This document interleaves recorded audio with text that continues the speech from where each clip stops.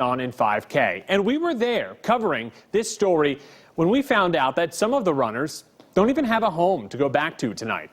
Christy Etheridge shows us a local nonprofit helping to change that one step at a time. This morning it was more like 30,000 steps.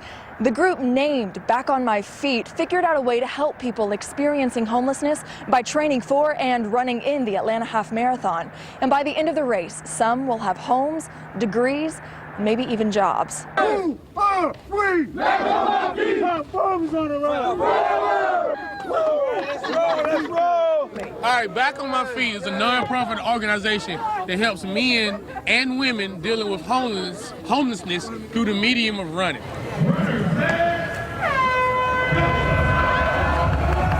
Every Monday, Wednesday, and Friday, and Saturday, Back on My Feet members wake up sometimes at 5:30 in the morning. Some teams wake up at 6:30 in the morning and they do a 3-mile to 6-mile run. You ready to join us? High knees, ready, go!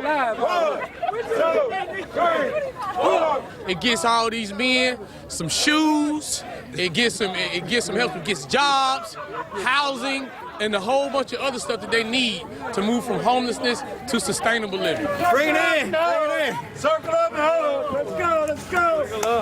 I came into the program almost 4 weeks ago. I went from walking to running the first 2 miles. Now I'm up to 3 miles. And Heather went ahead and signed me up. And I was like, I'm just going to come out here and cheer, but I'm ready for it. 1, 2, down, down, down, down, down, 6, 7, 8. We run out of 3 downtown shelters, the Gateway Center, Salvation Army, and Trinity House. Kid and Team Gateway. Jane, Team Gateway. Jenna and Team Sally. Robert, rocking with the best in the world. Back on my feet. I'm from Trinity House. How I got found, Carmen found me at Trinity House. I started on walking. Carmen insisted I run, so now I'm running with Carmen. Back on my feet. Right up, back on my feet. Circle up, circle up. And you just keep on doing that, and eventually, you know, it's one foot in front of the other. We start out telling them they can do it, and we find out then later they're telling us we can do it. So it's mutual motivation. Let's go, let's go. Just to know someone can go from being feeling hopeless to feeling hopeful and running a marathon or a 5K, it's just one of the most wonderful experiences in the world. It means just help out there for us, like people like us, and then, you know, running is 1 foot forward to getting back to where I want to be and where most of us want to be, and that's being successful in life. To join the program, you have to commit to those 3 morning runs for at least 30 days with 90% attendance. If you want to support them, you can go to backonmyfeet.org to donate or volunteer.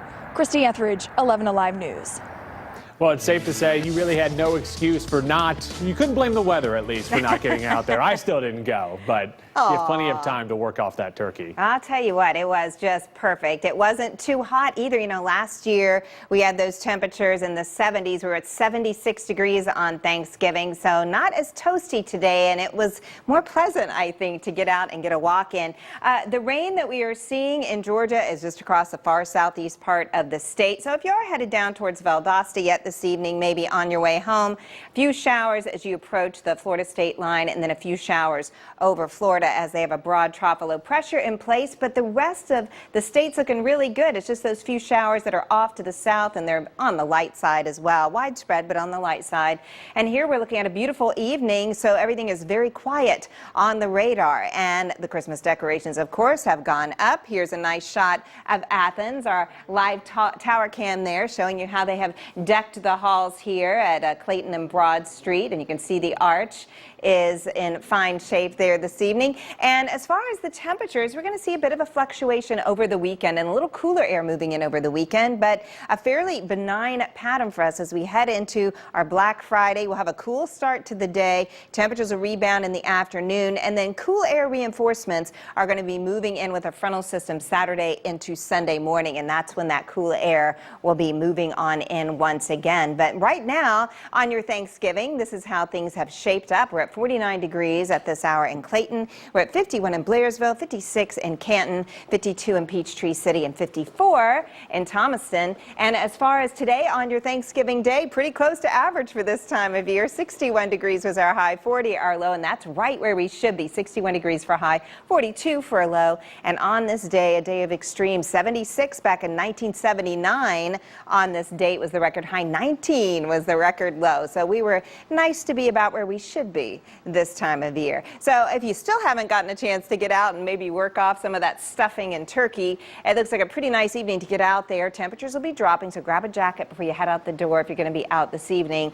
And then temperatures tomorrow morning for your Black Friday, you're heading out the door, temperatures in the low 40s, maybe even upper 30s across parts of North Georgia. So we're looking at that sun cloud mix, temperatures staying pretty close to average and a dry pattern ahead. So a very nice weekend to get out and get things done, get the tree up, get the decorations up, that kind of thing. So look at these temps tomorrow morning though, a little on the cool side with the clear skies and the light winds dropping down to around 37 in Canton, 34 in Rome, 33 in Dalton, so close to freezing.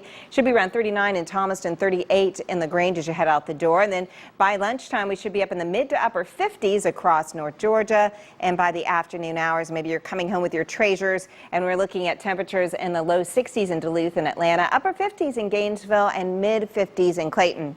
So pretty comfortable temperatures on our Friday afternoon. So there's our pattern, bit of an easterly component to the wind flow. I think that's why Athens is a little on the chilly side right now. They've had a little bit of that easterly wind coming in, cooling them off.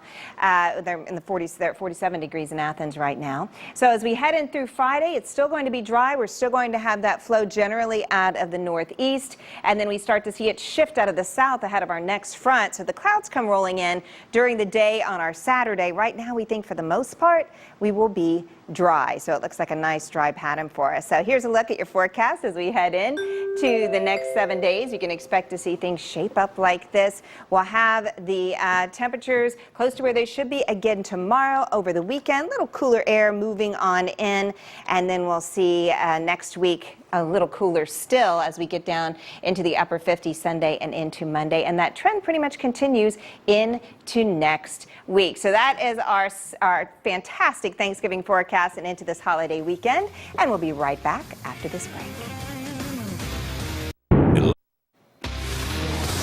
Thanksgiving isn't complete without some NFL action.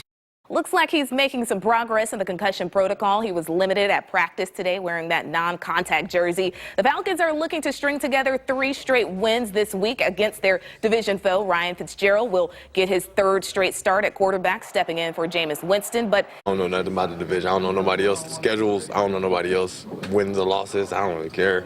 I just know that we just keep winning and we keep doing what we're doing. We'll be in a good place.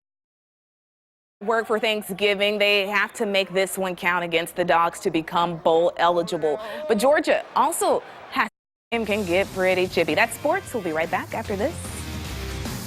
Sport. BrandsMart USA's huge. If you don't watch local news, I don't blame you, right? But the late feed is different. It's a different kind of show. It's not your grandmother's local news. We tell stories differently.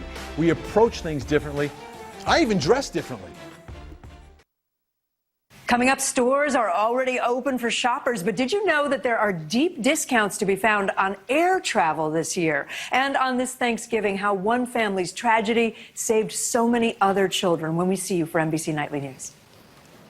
The story of a New Jersey woman has gone viral after she was helped by a stranger who gave her the only little bit of cash he had left. Kate McClure was driving to Philadelphia. She runs out of gas, and this homeless veteran named Johnny told her it wasn't a safe area. So he actually bought her gas with his last $20. Kate said she was going to repay him, started up this GoFundMe page, and lo and behold, $257,000 raised for Johnny. That number is growing by the hour. It's every Thanksgiving, it seems, to see a story like that. My goodness, how wonderful is that? That's amazing.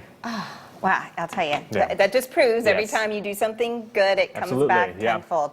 Weather is pretty darn sweet out there this evening. It's a nice evening to get out and get some exercise, and it stays dry really until the end of this week. All right, thank you, Sam. Thank you all for joining us. We'll see you back here tonight after the football game. Happy Thanksgiving, everyone.